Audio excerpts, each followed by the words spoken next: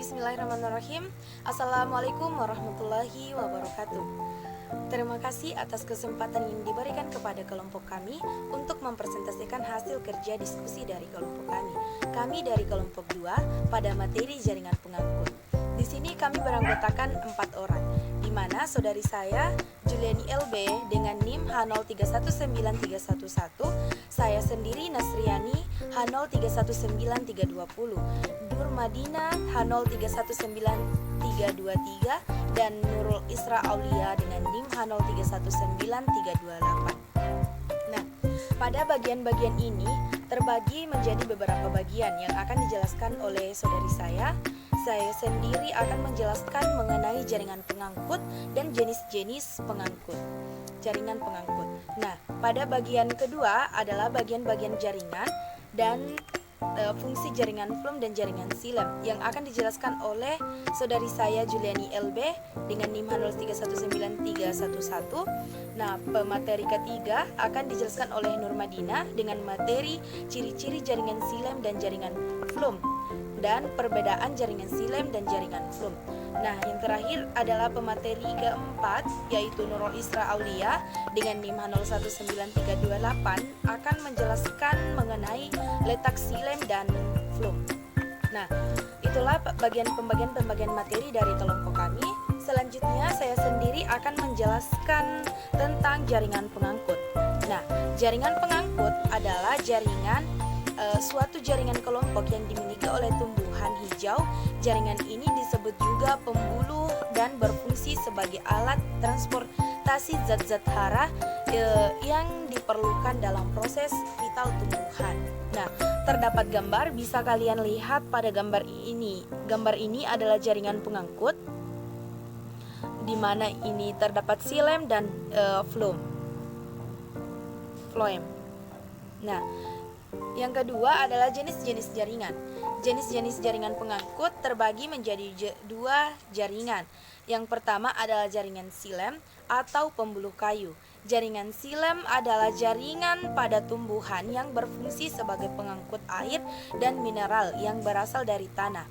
Air yang dibawa oleh silem akan melewati jaringan akar pada epidermis menuju pembuluh kayu yang membawa air mineral ke berbagai organ lain. Jaringan silem terdiri dari berbagai sel yang berbentuk bujur, diantaranya tracheit dan trakea. Pergerakan air dan mineral melalui silem digerakkan oleh tekanan hidrostatik negatif dalam beberapa waktu. Yang kedua adalah jaringan floem atau pembuluh tapis. Jaringan floem adalah jaringan pada tumbuhan yang berfungsi sebagai transport hasil fotosintetis yang terjadi pada daun. Nah, jaringan ini terjadi pada bagian daun. Pada fotosintetis jaringan, floem berperan mengangkut hasil fotosintetis yang berasal dari daun menuju ke semua sel pada tumbuhan. Jaringan floem juga berperan sebagai pemberi asupan nutrisi pada proses fotosintetis menuju seluruh tubuh tanaman. Baik, itulah bagian yang saya dapat pada materi ini. Selanjutnya akan dijelaskan oleh saudari saya Juliani Limbung Bisara.